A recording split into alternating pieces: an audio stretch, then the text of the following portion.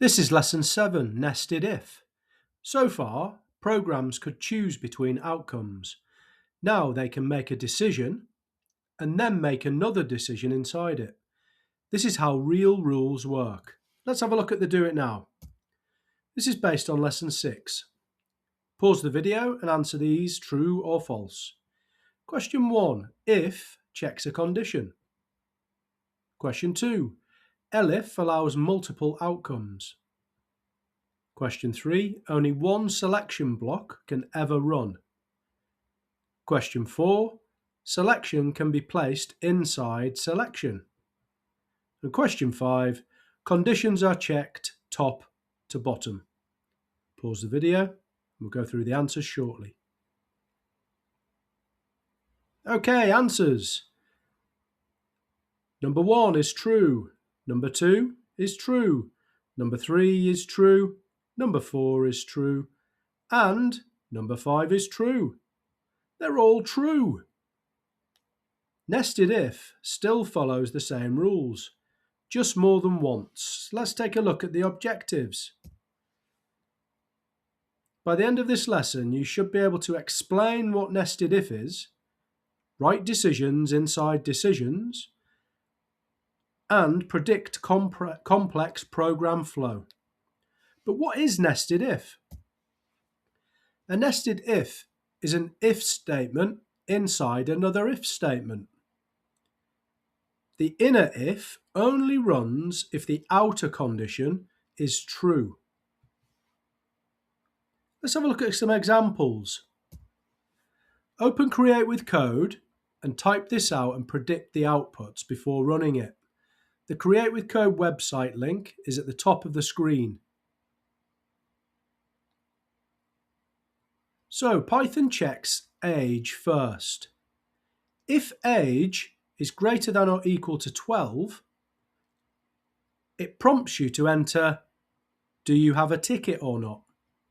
If the ticket is equal to yes, or directly equal to yes, it prints entry allowed. The two conditions for getting entry allowed are if you're 12 or over and you enter yes to a ticket. Otherwise, you have no ticket or you're too young. Let's have a look at some changes that we could make. If you change the age from 12 to 15 and the double equals to a single equals, and just see what errors you get. Please don't move on until you've typed this out and Create with Code.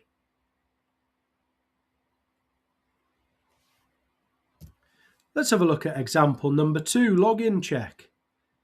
Type this out and Create with Code and predict the output before running it. We're asked for a username and a password in the first 2 lines of code. If the username is directly equal to admin, then if the password is 1234, we get access granted. Otherwise, we get wrong password and unknown user. Predict the outcome of this and then begin the changes. Change the username and the password, admin and 1234, to a stronger version of each. Then remove one space from the indentation and see what error you get. Don't move on before typing this out and testing it. Let's have a look at example number 3, grade and behavior. Type this out and Create with Code. This is exactly the type of system that would run in schools. You get a score for a test. You also get a behavior score. If the score is greater than or equal to 50, and if behavior is greater than or equal to 3, you get a pass. Otherwise, you get a pass with a behavior concern, and if you don't get 50, you get a fail. Let's have a look at some changes that we could make. Change the score to 75 and behavior to greater than 5. What happens if you remove int from an input? Predict what's going to happen before you run the code. Don't move on until you've entered all these lines.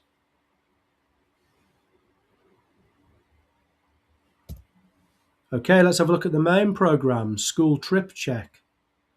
We've got the first two lines of input, which the top one is for age and it's an integer. And then we have permission, which is just a yes or no. If age is greater than or equal to 13, and if permission is equal to yes, we're approved on the trip. Otherwise, permission's missing, or you're too young for the trip. Let's type together. Let's code. Okay, let's have a look at the school trip program. So we have our age, which is an integer. And we want someone to input it. Enter age, colon, double brackets. There we go. We all make mistakes. Permission is going to be a string, so we don't need to enter any data type for this. Input,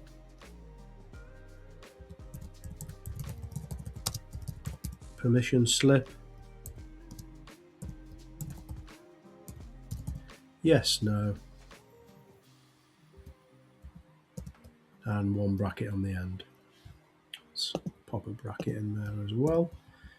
Let's make it look correct. On line number 4, we've got if age is greater than or equal to 13. So you must have to be 13 to go on this trip. And then we're nesting this one. If permission, it does get a little bit more complex, this. You've just got to make sure you do the colons. Equals equals. Yes, we'll do yes in lowercase. And now we're going to print out trip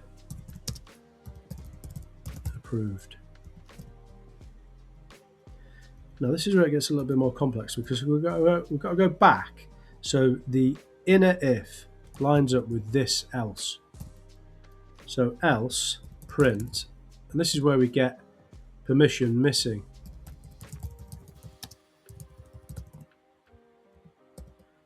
And then once we've got permission missing, we're going to have to press enter and then go right back to the edge and do the else for the first if, which is you're too young for the trip. So I'm going to print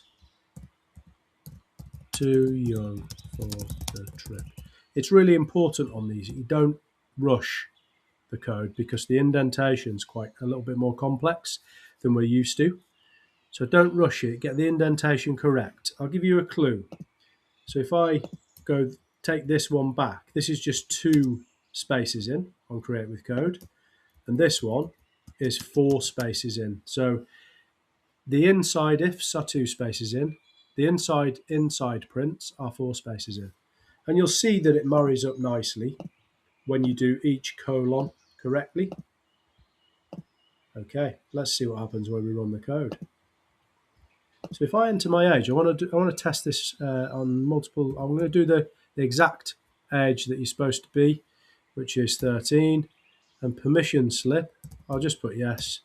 Trip approved. Perfect. So that works. Let's try it again.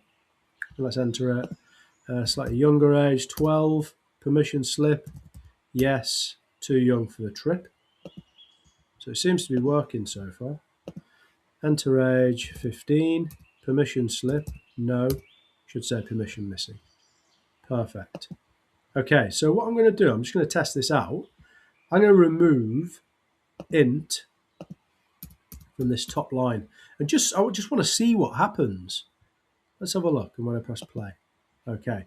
So I've got a bad input on line 1. It knows I've made some kind of mistake. Let's take this bracket off as well and run it again. And just see if it runs. Enter age, because I want to see if it can recognize if it's greater than or equal to 13. 15. Permission. Yes. Trip approved. Okay. Let's try and do it if it's 11.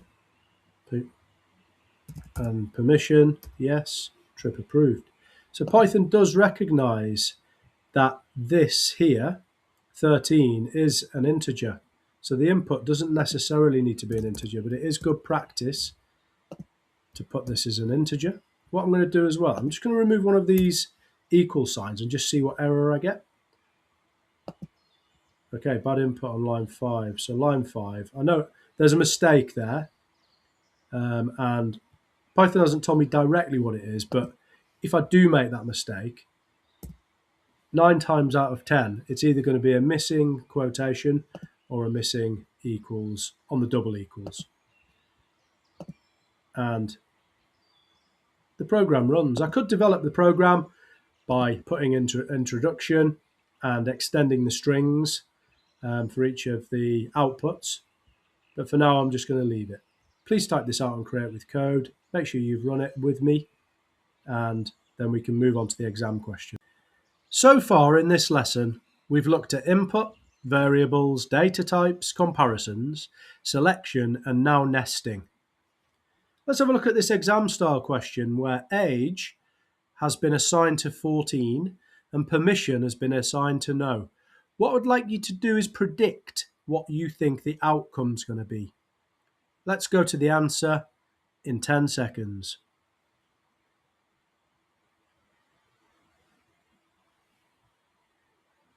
Okay, let's have a look at the answer.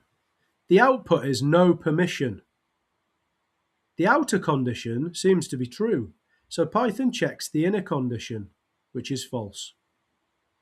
Let's move on to these 5 exam-style questions based on the main program. Question 1, what is a nested if? Question 2, when does the inner if run? Question 3, why does indentation matter? Question 4, explain the data type on line number 1. And question 5, when is nested if useful? Get your answers ready and compare them to mine. Let's pause the video. Okay, answers. What is a nested if? A nested if is an if inside an if. When does the inner if run? It only runs if the first if is true. Why does indentation matter? It makes code overall more readable. Explain the data type on line 1. The data type on line 1 is an integer or a whole number. And when is nested if useful? It's when you have a program that's got choices which are inside other choices, like the one above. Nested if allows programs to model real-world rules. Almost all serious programs use this idea. Next, you'll simplify logic using AND or OR in your programs. We have looked at AND before. Thanks for watching. Bye-bye!